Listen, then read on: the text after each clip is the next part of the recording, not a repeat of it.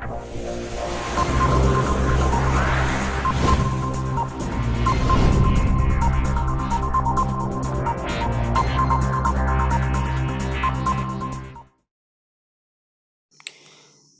मित्रों, हमारे देश भारत को आज़ादी 15 अगस्त 1947 को मिली थी। देश आज़ाद होने के 2 साल बाद देश को संचालित करने का संविधान 26 जनवरी 1950 को लागू हुआ। संविधान के अनुच्छेद 52 के अनुसार पूरे देश का एक प्रथम नागरिक होगा। वह केंद्र सरकार की कार्यपालिका का मुखिया होगा। उसे राष्ट्रपति के नाम से जाना जाएगा। तो मित्रों, आज हम देखेंगे कि इस गौरवशाली पद पर आसीन होने का गौरव किन किन महानुभावों को प्राप्त हुआ है। पहले नंबर पर आते हैं डॉक्टर राजेंद्र प्रसाद। डॉक्टर राजेंद्र प्रसाद का जन्म 3 दिसंबर 1884 ईस्वी को बिहार राज्य के सीवान जिले के जीरादेई नामक गांव में हुआ था। डॉक्टर राजेंद्र प्रसाद के पिताजी का नाम महादेव सहाय तथा माता का नाम कमलेश्वरी देवी था। डॉक्टर राजेंद्र प्रसाद की पत्नी का नाम राजवंशी देवी था। इनके एक पुत्र थे जिनका नाम मृत्युंजय प्रसाद था। डॉक्टर राजेंद्र प्रसाद देश के प्रथम राष्ट्रपति थे। इन्होंने 26 फरवरी 1950 को राष्ट्रपति का पद ग्रहण किया और 12 वर्षों तक उस पद पर आसीन रहे। डॉक्टर राजेंद्र प्रसाद ही एक ऐसे राष्ट्रपति थे जिन्हें 12 वर्षों तक यानी कि 2 कार्यकाल को पूरा करने का सौभाग्य प्राप्त हुआ। दूसरे नंबर पर आते हैं डॉक्टर सर्वपल्ली राधाकृष्णन। डॉक्टर सर्वपल्ली राधाकृष्णन का जन्म 5 सितंबर 1888 को तमिलनाडु के चेन्नई शहर के तिरुट्टनी नामक स्थान पर हुआ था। इनके पिता का नाम सर्वपल्ली वीरास्वामी, इनकी माता का नाम सीताम्मा तथा इनकी पत्नी का नाम शिवा कमू था। इनके एक पुत्र थे जिनका नाम डॉक्टर गोपाल था। डॉक्टर सर्वपल्ली राधाकृष्णन राष्ट्रपति के पहले देश के प्रथम उपराष्ट्रपति थे और डॉक्टर राजेंद्र प्रसाद की सेवानिवृत्ति के बाद 25 जुलाई 1962 को राष्ट्रपति पद पर सुशोभित हुए और 25 जुलाई 1967 तक इस पद पर आसीन रहे। डॉक्टर सर्वपल्ली राधाकृष्णन पेशे से एक अध्यापक थे। इन्होंने राष्ट्रपति होने के बाद अध्यापन के क्षेत्र में विद्यार्थियों के हित में बहुत सारा अच्छा काम किया, जिसके फलस्वरूप इनके जन्मदिन को देश के समस्त विद्यार्थी शिक्षक दिवस के रूप में मनाते हैं। तीसरे नंबर पर आते हैं डॉक्टर जाकिर हुसैन। डॉक्टर जाकिर हुसैन का जन्म 8 फरवरी 1897 ईस्वी को आंध्र प्रदेश के हैदराबाद शहर में हुआ था। इनके पिता का नाम फिदा हुसैन खान, माता का नाम नाजनीन बेगम था। इनकी पत्नी का नाम शाहजहान बेगम था। बड़े दुर्भाग्य की बात है कि डॉक्टर जाकिर हुसैन एक ऐसे राष्ट्रपति थे जिनका देहांत कार्यकाल के दौरान ही हो गया था। 13 मई 1967 को राष्ट्रपति का पद ग्रहण करने के 2 साल बाद यानी कि 3 मई 1969 को इनका निधन हो गया। डॉक्टर जाकिर हुसैन की मृत्यु के पश्चात राष्ट्रपति का पद खाली हो गया था। तो उस समय के उपराष्ट्रपति बीबी गिरी यानी कि बराहगिरी वेंकट गिरी को कार्यकारी राष्ट्रपति बनाया गया।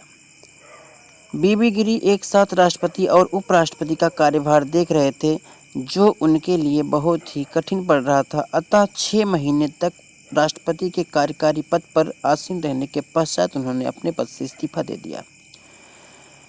बीबी गिरी का जन्म 10 अगस्त 1894 को उड़ीसा राज्य के गंजाम जिले के ब्रह्मपुत्र नामक गांव में हुआ था। इनके पिता का नाम वेंकट जोया पंतलू, माता का नाम सुभद्रमा और पत्नी का नाम सरस्वती बाई गिरी था। बीबी गिरी के इस्तीफे के बाद राष्ट्रपति पद के लिए चुनाव नहीं कराया गया, बल्कि विधि और विधान के अनुसार सर्वोच्च न्यायालय के मुख्य न्यायाधीश मोहम्मद हिदायतुल्लाह ने राष्ट्रपति पद का शपथ ग्रहण किया और वे राष्ट्रपति के पद पर 20 जुलाई 1969 से 24 अगस्त 1969 तक आसीन रहे। मोहम्मद हिदायतुल्लाह का जन्म 5 सितंबर 1905 को महाराष्ट्र के नागपुर जिले में हुआ था। इनके पिता का नाम खान बहादुर हाफिज, इनकी माता का नाम मोहम्मदी बेगम और पत्नी का नाम पुष्पा शाह था। इनके 2 बच्चे थे। इनका देहांत 18 दिसंबर 1992 को 86 वर्ष की अवस्था में हो गया था।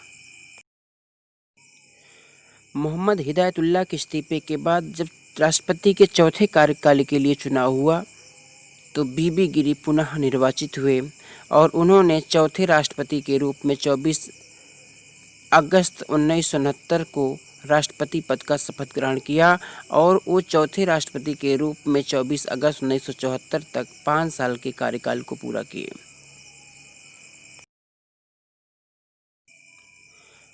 फखरुद्दीन अली अहमद 5वें राष्ट्रपति के रूप में निर्वाचित हुए। इनका कार्यकाल 24 अगस्त 1974 से 11 फरवरी 1977 तक रहा। फखरुद्दीन अली अहमद का जन्म 13 मई 1905 ईस्वी को असम के हैज काजी एरिया में हुआ था। इनके पिता का नाम जलनूर अली अहमद और इनकी पत्नी का नाम आबिदा बेगम था। 60वें नंबर पर आते हैं नीलम संजीव रेड्डी। नीलम संजीव रेड्डी ने 25 जुलाई 1977 से 25 जुलाई 1982 तक राष्ट्रपति के पद पर आसीन रहे। इनका जन्म 19 मई 1913 को आंध्र प्रदेश के अनंतपुर जिले के इल्लूर नामक ग्राम में हुआ था। इनके पिता का नाम नीलम चिन्नप्पा रेड्डी, इनकी पत्नी का नाम नीलम नागारत्नम्मा था। इनके 4 पुत्र थे। इनका देहांत 1 जून 1996 को हुआ था। नीलम संजीव रेड्डी के कार्य समाप्ति के बाद 7वें राष्ट्रपति के रूप में ज्ञानी जैल सिंह ने 25 जुलाई 1982 को राष्ट्रपति पद का शपथ ग्रहण किया और वे 25 जुलाई 1987 तक उस पद पर आसीन रहे। ज्ञानी जैल सिंह का जन्म 5 मई 1916 को पंजाब के फरीदकोट जिले के संगवान नामक ग्राम में हुआ था। 8वें नंबर पर आते हैं रामास्वामी वेंकटरमन। रामास्वामी वेंकटरमन का जन्म 4 दिसंबर 1910 को तमिलनाडु के तंजौर जिले के राजा माधम नामक स्थान पर हुआ था। इनके पिता का नाम श्री रामास्वामी अय्यर था। इनकी पत्नी का नाम जानकी वेंकटरमन था। इनकी 3 बेटियां थीं।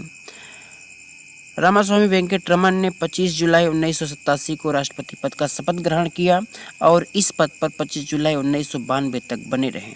इनका देहांत 27 जनवरी 2009 को हो गया था। 9वें नंबर पर आते हैं डॉक्टर शंकर दयाल शर्मा। डॉक्टर शंकर दयाल शर्मा का जन्म 19 अगस्त 1918 को मध्य प्रदेश के भोपाल जिले में हुआ था। इनके पिता का नाम श्री खुशीलाल शर्मा, इनकी माता का नाम श्रीमती सुभद्रा देवी और इनकी पत्नी का नाम बिमला शर्मा था। शंकर दयाल शर्मा ने 25 जुलाई 1992 को राष्ट्रपति पद का शपथ ग्रहण किया और इस पद पर 25 जुलाई 1997 तक बने रहे। शंकर दयाल शर्मा का देहांत 26 दिसंबर 1995 को 77 वर्ष की अवस्था में हो गया था। 10वें नंबर पर आते हैं के.आर. नारायणन। के.आर. नारायणन की सबसे बड़ी खासियत ये है कि ये राष्ट्रपतियों के इतिहास में पहले दलित राष्ट्रपति थे। इनका जन्म 4 फरवरी 1921 ईस्वी को केरल के त्रावणकोर जिले के पेरुथामन नामक स्थान पर हुआ था। इनके पिता का नाम कोचरी रमण विद्यार और इनकी माता का नाम पुन्ना ठुराविथी पम्मीथामा था। इनकी पत्नी उषा नारायण थी। इनके 2 बच्चे थे। इन्होंने राष्ट्रपति पद का शपथ ग्रहण 25 जुलाई 1997 को किया था और इस पद पर 25 जुलाई 2002 तक बने रहे। इन्होंने अपने कार्यकाल के दौरान दलितों के लिए बहुत अच्छे काम किए थे। 11वें नंबर पर आते हैं doctor APJ. Abdul Kalam. Doctor APJ. Abdul Kalam राष्ट्रपतियों की फहरिस्त में एक ऐसे राष्ट्रपति हैं जो एक वैज्ञानिक भी थे। Doctor APJ. अब्दुल कलाम ने अपने कार्यकाल के दौरान बहुत सारे मिसाइलों का प्रयोग किया जिससे भारत का पूरे विश्व में नाम रोशन हुआ। Doctor APJ. अब्दुल कलाम का जन्म 15 अक्टूबर 1931 को तमिलनाडु के रामानाथनपुर जिले के रामेश्वरम नामक स्थान पर हुआ था। इनके पिता का नाम जैनुल आबदीन और माता का नाम असियम्मा था। ये अविवाहित थे। इनका देहांत 27 जुलाई 2015 को हो गया था। डॉक्टर APJ अब्दुल कलाम का कार्यकाल इतना अच्छा रहा कि भारत सरकार ने उन्हें भारत के सर्वोच्च पुरस्कार भारत रत्न से नवाजा और पूरे देश उन्हें आज भी शान और गौरव से देखती है। 12वें नंबर पर आती हैं श्रीमती प्रतिभा देवी सिंह पाटिल। राष्ट्रपति का 12वां कार्यकाल काफ़ी उत्कृष्ट रहा, क्योंकि राष्ट्रपतियों के इतिहास में पहली बार किसी महिला को राष्ट्रपति पद पर आसीन होने का सौभाग्य प्राप्त हुआ। श्रीमती प्रतिभा देवी सिंह पाटिल का जन्म 19 दिसंबर 1934 को महाराष्ट्र के जलगांव जिले के नंदगांव में हुआ था। इनके पिता नारायण राव पाटिल थे। इनकी माता का नाम बन्ने कमर था। पति देवी सिंह रणधीर सिंह शेखावत। इनके 2 बच्चे हैं। इन्होंने 2007 से 2012 तक राष्ट्रपति के पद पर आसीन थी और राष्ट्रपति के पद की गरिमा को बढ़ाई। भारत देश का 13वां राष्ट्रपति होने का गौरव प्राप्त होता है डॉक्टर प्रणब मुखर्जी को। डॉक्टर प्रणब मुखर्जी का जन्म 11 दिसंबर 1935 को पश्चिम बंगाल के बीरभूम जिले के मिराती नामक स्थान पर हुआ था। इनके पिता का नाम कामदा किंकर मुखर्जी तथा माता का नाम राजलक्ष्मी मुखर्जी था। इनकी पत्नी शुभ्रा मुखर्जी हैं। इनके 3 बच्चे हैं। डॉक्टर प्रणब मुखर्जी 2012 से लेकर के 2017 तक राष्ट्रपति के पद पर आसीन थे और इन्होंने देश हित में एक अच्छा कार्य किया। देश के वर्तमान के 14वें राष्ट्रपति हैं महामहिम श्री रामनाथ कोविंद जी। श्री रामनाथ कोविंद का जन्म 1 अक्टूबर 1945 को यूपी के कानपुर देहात के फरोख नामक स्थान पर हुआ था। इनके पिता का नाम मैकूलाल तथा माता का नाम कलावती देवी है। इनकी पत्नी सविता कोविंद है। इनके पुत्र का नाम प्रशांत कुमार है। रामनाथ कोविंद की सबसे बड़ी खासियत ये है कि ये दूसरे दलित राष्ट्रपति हैं और ये यशस्वी प्रधानमंत्री श्री नरेंद्र मोदी के साथ कार्य करने का सौभाग्य भी प्राप्त करते हैं।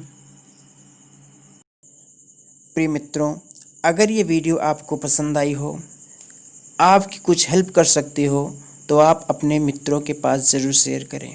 हो सके तो उन्हें सब्सक्राइब करने के लिए थोड़ा सा प्रोत्साहित भी करें। अगर आप मेरे 10 सब्सक्राइबर बढ़वा देते हैं तो मैं आपका एहसान हमेशा याद रखूंगा, क्योंकि 10,000 फ्रेंड होने में सिर्फ 10 लोग ही बचे हैं। आप खुद समझदार हैं, मैं इससे ज़्यादा नहीं कुछ करूंगा, क्योंकि एक वीडियो में बनाने में कितना समय लगता है आप जान सकते हैं। धन्यवाद।